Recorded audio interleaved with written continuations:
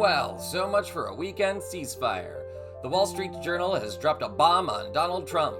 Again. I'm David Reddish. Welcome back to Occupy Democrats.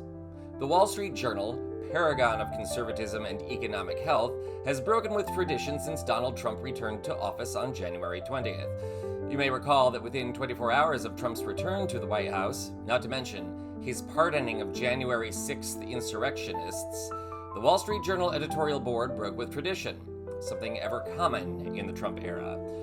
In a January 21st opinion essay, the Wall Street Journal editorial board blasted Trump for his pardoning of violent January 6th insurrectionists, singling out the crimes of 10 or so of the prisoners in question.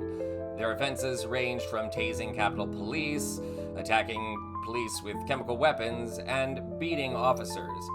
One offender actually brought a hockey stick adorned with the Trump flag and proceeded to wield it like an axe. Now the board is even more angry with Trump, but this time for very different reasons. Amid a week that saw Donald Trump blame DEI for a tragic plane crash, make offensive jokes about the wreckage site, create mass chaos by trying to freeze grant money, and illegally firing scores of government employees, the Wall Street Journal editorial team has yet another dereliction of duty in mind. And no, it's not because Trump went golfing in Florida after launching an attack on Somali soil, or because he ignored another civilian plane crash in Philadelphia. No, the ever-frugal editorial board has blasted Trump for yet another ludicrous policy, this one for imposing 25% tariffs on goods from Canada and Mexico. The piece in question dubs Trump's tariffs the dumbest trade war in American history. It goes on to pummel the commander-in-chief for border fees that make no sense at all. Mexico and Canada, the piece notes, are two of the United States' closest allies. To offer a bit more perspective, Trump imposed a 10% tariff on goods from China. Even the most apolitical person knows that China is the U.S. biggest rival when it comes to exports and trade. The piece revives an old joke. It's risky to be America's enemy, but it can be fatal to be its friend. These are the times in which we live. The essay notes that Trump's justification for the tariffs is the flow of illegal drugs, namely the opioid fentanyl, into the United States. The essay further notes that Trump's logic is beyond flawed. Most of those drugs don't come into the country through Canada, and even those that come through Mexico don't come through official channels. That makes imposing fees on legal goods make even less sense. These are products Americans depend on. Adding tariffs does nothing to punish Canada or Mexico, it just increases prices paid by everyday Americans for everyday goods. The essay notes that the tariffs are most likely to affect automobile parts, since more than half of those come through Mexico or Canada. Produce and other farm goods will also rise in price.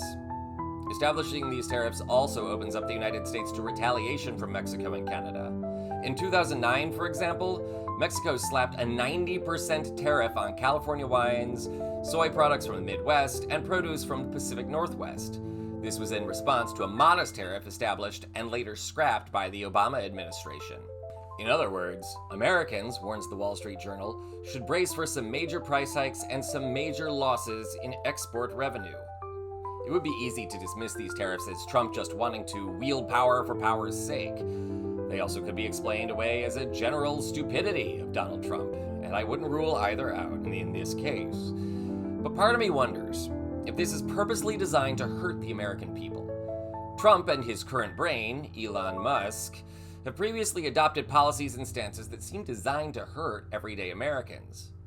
I'm reminded of this clip of Musk's interview with Bill Maher. Check this out. This is from a year ago. I think you're right about almost everything. I mean, let's have more babies and raise them on Mars. I don't get that, but okay. Well, I just think we should be cautious about civilizational decline and we have plummeting birth rates most places, yeah. Right, and also plummeting resources. I mean, resources will be fine. But they're not fine. I know a lot about They're not fine now. No, look, I'm not suggesting complacency. We do want to move to a sustainable energy economy as quickly as possible, but we're not in any danger of resource collapse. But lots of people don't have enough food or water. Water, we will run out of water. They're running out of sand. No, Earth is 70% water by surface area. But you can't drink that. But desalination is absurdly cheap. Why don't we do it then? We do it. It is done. You have a lot of free time. It is done. There is a lot of desalination done. Okay, there's plenty of water. This is not an issue. I want to be clear. All right. Now, scientists, real scientists, not super wealthy men like Elon Musk who want to steal credit from real innovators and paint themselves as some kind of genius. Real scientists have warned for the better part of a century that Earth's resources are in rapid decline. Everything from fossil fuels to drinkable water, healthy food, and livable climate. Climate change is also hastening this ecological and resource decline, as is overpopulation. Also, as we saw in the California wildfires, having enough water on the planet does no good for areas that cannot access it. So why would Elon Musk or Donald Trump push the need for population growth and the lie that we have unlimited resources? Because it makes them richer. Scarcity, as we all know, breeds higher prices, just like these new tariffs. The people who benefit from scarcity are those that control or own resources or industry. In other words, kleptocrat grifters like Elon Musk and Donald Trump, those that own land, those that sell crop survival technology.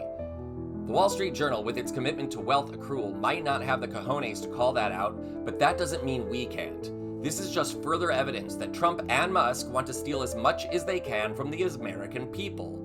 That means stealing our hard-earned wealth and stealing our democracy. All in the name of their own vanity. All in the name of their own pocketbooks. This is Occupy Democrats.